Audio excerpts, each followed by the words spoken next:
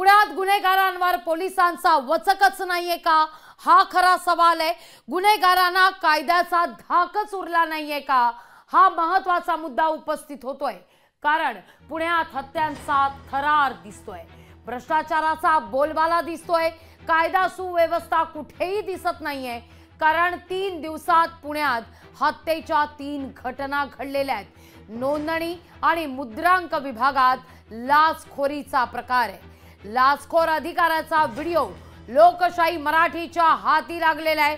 चक्क महापुरुषांच्या फोटो खालीच पैसे घेतानाचा हा व्हिडिओ आहे। ही दृश्य पहा, तिसऱ्या विंडोची दृश्य दिसतात तुम्हाला। पहा, वर सगळ्या महापुरुषांचे फोटो लावलेले आहेत। हेच महापुरुष ज्यांनी महाराष्ट्र घडवला, ज्यांनी मात्र अर्थात अन्यायावर वाचा कशी फोडावी या संदर्भात महाराष्ट्राला शिकवण दिली, ज्यांनी महाराष्ट्राला समानतेची शिकवण दिली, ज्यांनी महाराष्ट्राला चांगुलपणाची शिकवण दिली, ज्यांनी महाराष्ट्राला घडवलं, त्याच महापुरुषांच्या या तस्बिरीखाली लाचखोरीचा बाजार मांडला जातोय। चक्क महापुरुषांच्या फोटो खालीच पैसे घेतानाचा हा व्हिडिओ आहे। पुण्यात नेमकं चाललंय तरी काय? दादांचा प्रशासनावर वचक नाहीये का, हा मुळात मुद्दा आहे। दुय्यम निबंधक कार्यालयात हनुमंत चव्हाणांचा पैसे घेतानाचा हा व्हिडिओ आहे। पहा, हनुमंत चव्हाण पैसे घेतायत ना, त्यांना कशाची भीती आहे? सीसीटीव्हीची नजर आपल्यावर आहे। या सगळ्याची कसलीही तमा न बाळगता हनुमंत चव्हाण पैसे मोजण्यात मशगूल दिसतात। पहा, ही 3 दृश्य फार महत्वाची आहेत। पुण्यात सध्या काय आहे, पुण्यात सध्या काय चाललंय, ही 3 दृश्य फार काही सांगून जात आहेत। पुण्यात कोयता गँगची अक्षरशः दहशत पाहायला मिळते। अगदी दिवसा ढवळ्या सुद्धा या ठिकाणी कायदा सुव्यवस्थेचा मुद्दा उपस्थित होतोय। दुसरी दृश्य आहेत, 3 दिवसात 3 हत्या पुण्यात झालेल्या आहेत। सोमवारच्या दिवशी जर आपण पाहिलं तर त्या दिवशी तर 12 तासात 2 घटना घडलेल्या होत्या। आणि तिसरी दृश्य आता पुण्यातली आपण पाहतोय, लाचखोरीचा हा प्रकार या ठिकाणी सध्या सुरू आहे पुण्यात, चक्क महापुरुषांच्या तस्बिरीखालीच। याविषयी बोलण्याकरता राष्ट्रवादी काँग्रेसचे शहर प्रमुख पुण्याचे प्रशांत जगताप आपल्या सोबत जोडले गेलेले आहेत। नमस्कार, स्वागत आहे तुमचं लोकशाही मराठीमध्ये।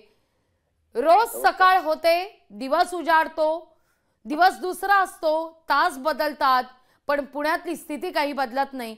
आता तर पुण्यामध्ये अधिकारी ज्या खरं तर महापुरुषांनी महाराष्ट्राला घडवलं, महाराष्ट्राला शिकवण दिली, त्याच महापुरुषांच्या तस्बिरीखाली हा अधिकारी लाचखोरी करतोय। काय चाललंय पुण्यात? असं आहे की पुणे बिघडवण्यामध्ये निश्चित या आताच्या खोके सरकारचा मोठा हात आहे।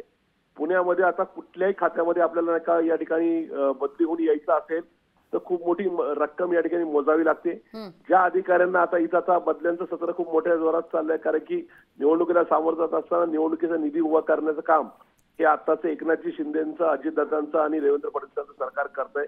याच्यामध्ये ज्या अधिकाऱ्यांना पुण्यामधून आता बदली करून जायचं नाहीये त्यांना खूप मोठ्या पैशाची मागणी केली जाते। त्याचबरोबर नव्या बदल्यांसाठी सुद्धा पैसे घेतले जातात। त्याच्यामुळं अशा प्रकारे हा कुठलाही अधिकारी इथं पैसे घेताना किंवा पैसे नाही का देताना बिलकुल लाजत नाही किंवा घाबरत नाही, ही सुद्धा खरी वस्तुस्थिती आहे।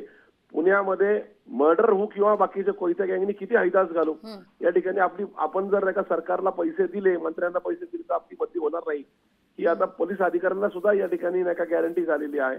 आणि त्याच्यामुळे पुण्यातली कायदा व्यवस्था बिघडलेली आहे। पुण्याचे पालकमंत्री असू द्यात किंवा राज्याचे गृहमंत्री असू द्यात किंवा राज्याचे मुख्यमंत्री असू द्यात, यांना कुठल्याही प्रकारे पुणे सुस्थितीत आणायचं नाहीये। कारण त्यांना कल्पना आहे, त्यांना खात्री आहे की पुण्याच्या नका पुण्यामध्ये माफ करा तुम्हाला मी मध्येच तोडतेय, पण पहा, यात 2 महत्त्वाचे मुद्दे आहेत। पुण्यात वारंवार कायदा सुव्यवस्थेचा प्रश्न निर्माण होतोय। आता तर लाचखोरीचा हा सगळा प्रकार आहे ना, या हनुमंतांना कोणाची भीती आहे ना कायदा सुव्यवस्थेचा धाक। थेट विचारते, दादांचा पुण्यातला वचक कमी झालाय का?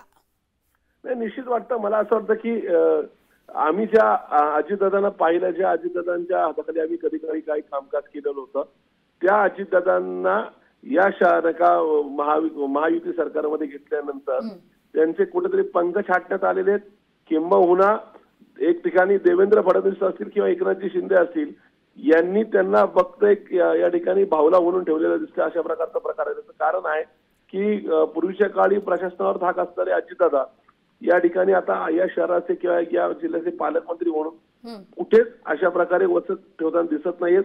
ना पुण्याचे पोलीस आयुक्त, ना पुण्याचे जिल्हाधिकारी, ना विभागीय आयुक्त किंवा पुणे किंवा पिंपरी चिंचवडचे महापालिका आयुक्त त्यांचं काम ऐकताना दिसतं असं वाटत नाही. त्याचं कारण आहे की एवढे गुन्हे होऊन कोयता गँग फिरून सुद्धा अजितदादांचं सुद्धा स्टेटमेंट याच्यावर नाहीये. हे पुणेकरांचं दुर्दैव आहे असं मला या ठिकाणी निश्चित सांगावंसं वाटतं. निश्चित प्रशांतजी, खूप खूप धन्यवाद आमच्याशी संवाद साधलात त्याबद्दल. याच विषयी अधिक माहिती घेण्याकरता थेट जाते पुण्याला आपले प्रतिनिधी चंद्रशेखर भांगे यांच्याकडे. चंद्रशेखर, रोज सकाळी आपण संवाद साधतो, रोज बोलतो, पण मात्र विषय काही बदलत नाही. विषय पुण्याच्या कायदा सुव्यवस्थेचाच असतो. पुण्यात काय चाललंय? कधी कोयता गँगची दहशत दिसते, कधी 12 तासात 2 मर्डर होतात, आता तर सलग 3 दिवसात 3 मर्डर पुण्यात झालेले आहेत. आणि आज तर मात्र कहरच होतोय. हनुमंत चव्हाण थेट महापुरुषांच्या तसबिरीखाली नोटा मोजतायत. कशाचाच धाक राहिलेला नाहीये पुण्यात. काय म्हणायचं पुण्याच्या बाबतीत? लागवी खरं तर हनुमंत चव्हाण जे आहेत ते पुण्यातील धनकवडी परिसरामध्ये दुय्यम निबंधक जे आहेत सहाय्यक म्हणून काम करत आहेत आणि त्या ठिकाणी त्यांनी पैसे स्वीकारतानाचा जो व्हिडिओ आहे तो सध्या सोशल माध्यमावरती व्हायरल झालेला आहे. खरं तर खूपच हा सगळा गंभीर प्रकार मानावा लागेल, कारण महापुरुष जे आहेत आपल्याला महाराष्ट्राला ज्यांनी स्वतःची बलिदान दिलं त्या महापुरुषांच्या फोटोच्या खाली हा सगळा लाचेचा प्रकार सुरू आहे. गेल्या 2 वर्षापासून हनुमंत चव्हाण जे आहेत ते धनकवडीच्या दुय्यम निबंधक कार्यालयामध्ये कार्यरत आहेत. त्या ठिकाणी राहून त्यांनी अनेक मोठा भ्रष्टाचार केल्याचा सुद्धा त्यांच्यावरती आरोप आहे. त्यांची चौकशीची फाईल जी आहे एका मंत्रालयामध्ये सध्या चौकशीसाठी ती सुरू आहे, परंतु त्या फाईलचं सुद्धा काय होताना दिसत नाही. हनुमंत चव्हाण जे अत्यंत करप्ट अधिकारी म्हणून त्यांना ओळखलं जातं आणि या करप्ट अधिकाऱ्याचा व्हिडिओ सध्या सोशल माध्यमावरती व्हायरल होतोय. पैसे घेतानाचा सगळा व्हिडिओ आहे. तर आपण पाहिलं की दुय्यम निबंधक कार्यालयामध्ये दररोज पुण्यामध्ये लाखोंचा भ्रष्टाचार होतो. यांचे जे प्रमुख आहेत हिरालाल सोनवणे यांनी याचं उत्तर देणं अपेक्षित आहे, कारण हिरालाल सोनवणे यांच्याच आशीर्वादानं कोट्यावधीचा जो महसूल आहे तो शासनाला मिळणं आवश्यक असताना अशा पद्धतीनं भ्रष्ट मार्गाने पैसे जे आहेत ते अधिकारी कमवत आहेत आणि यातून त्यांनी जमवलेली जी संपत्ती आहे, जी मायाची. चंद्रशेखर, माफ करा तुम्हाला मी मध्येच थांबवते.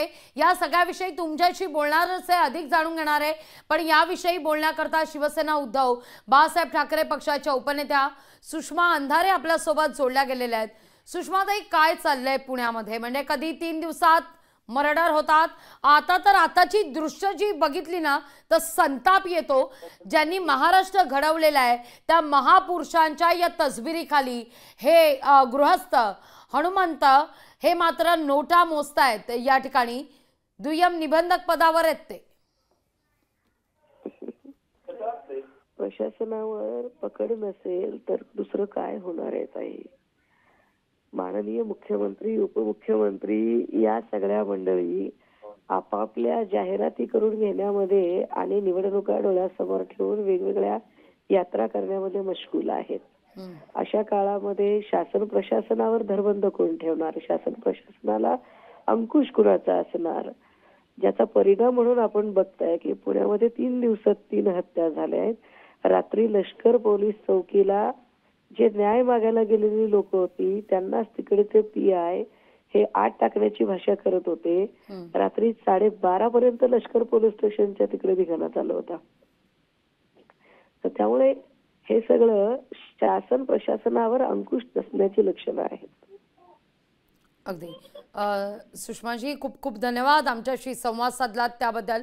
या सगळ्याविषयी अर्थातच आपण आपले प्रतिनिधी देखील आपल्या सोबत जोडले गेलेले आहेत. चंद्रशेखर, अगदी शेवटचा सवाल आहे खरं तर या सगळ्या मुद्द्यावर. पहा, पुण्यामध्ये अशा घटना वारंवार घडतात आपण या सगळ्या संदर्भात रोज उठतो, रोज चर्चा करतो, पण केवळ मात्र अगदी सत्ताधारी असू देत किंवा विरोधक सुद्धा थेट तुम्हाला विचारते, या सगळ्या मुद्द्यावर केवळ आतापर्यंत आपण पाहतो आलोय केवळ आरोप प्रत्यारोप केले जात आहेत, सत्ताधारी विरोधकांवर करतायत, विरोधक सत्ताधाऱ्यांवर करतायत, पण यात मात्र पुणेकरांचा जीव घुसमटतोय ना।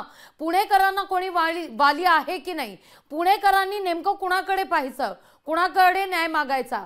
ना कायदा सुव्यवस्था आहे, ना मुली सुरक्षित आहेत, ना आपली कामं व्यवस्थित होत आहेत। कामं जर करून घ्यायची असेल तर मग अशा या दुय्यम निबंधकांना पैसे मोजावे लागतात आणि ते सुद्धा अगदी महापुरुषांच्या तसबिरीखाली नोटा मोजतायत।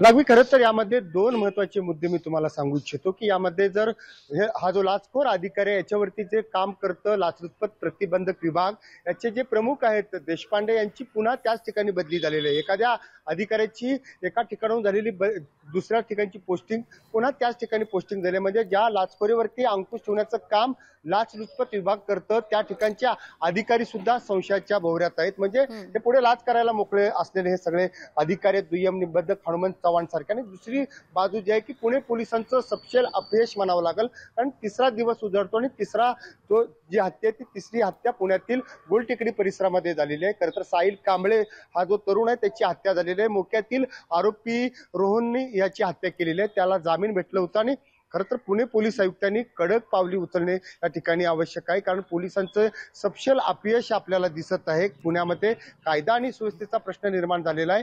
खरं तर शहरामध्ये मोठ्या प्रमाणात जे आहेत गुंडगिरी या ठिकाणी वाढलेली आहे, त्याचबरोबर कोयता टोळी असो, त्याचबरोबर सर्वसामान्य नागरिकांच्या गाड्यांची तोडफोड असो, अशा घटना अनेक घडत आहेत। एकंदरीत गृहमंत्री देवेंद्र फडणवीस यांनी शहरामध्ये लक्ष घालून या ठिकाणच्या गुन्हेगारांचा बंदोबस्त करावा, त्याचबरोबर या पद्धतीनं जी लाचखोरी सुरू आहे ते लाचलुचपत विभाग खात्याचे जे अधिकारी आहेत त्यांची चौकशी होणेही फार आवश्यक आहे, कारण ज्या पद्धतीनं लाचखोरीची संख्या पुण्यामध्ये वाढत आहेत, हवेली तहसीलदार असो, हवेली प्रांत कार्यालय असो, त्याबरोबर जिल्हाधिकारी कार्यालयामध्ये मोठ्या प्रमाणात जी लाच आहे त्या लाचेची स्वीकार आणि देणं घेणं होत असतं, परंतु लाचलुचपत प्रतिबंधक विभाग जे आहे कुठेतरी डोळे झाकून आणि मुख गिळून गप्प बसले का असं म्हणावं लागेल। निश्चित चंद्रशेखर, आणि खरं तर हा मुद्दा खरं तर लोकशाही मराठी सातत्यानं लावून देणार आहे। जसा तुम्ही देखील उल्लेख केला की या ठिकाणी दुय्यम निबंधक पैसे मोजताना या कॅमेऱ्यात कैद झालेला आहे, पण या मागे मात्र अनेक जण आहेत। या मास्टर माइंड पर्यंत पोहोचण्याचं काम लोकशाही मराठी करणार आहे आणि जोवर या सगळ्या मुद्द्यावर कारवाई होत नाही तोवर मात्र लोकशाही मराठी सातत्यानं हाच मुद्दा वारंवार उपस्थित करेल। यावर पुणेकरांसाठी लोकशाही मराठी सदैव आवाज उठवतच राहील। तुर्तास धन्यवाद चंद्रशेखर, तुम्ही दिलेल्या सविस्तर माहिती करता। लोकशाही मराठी ऐका, पहा, जागरूक रहा।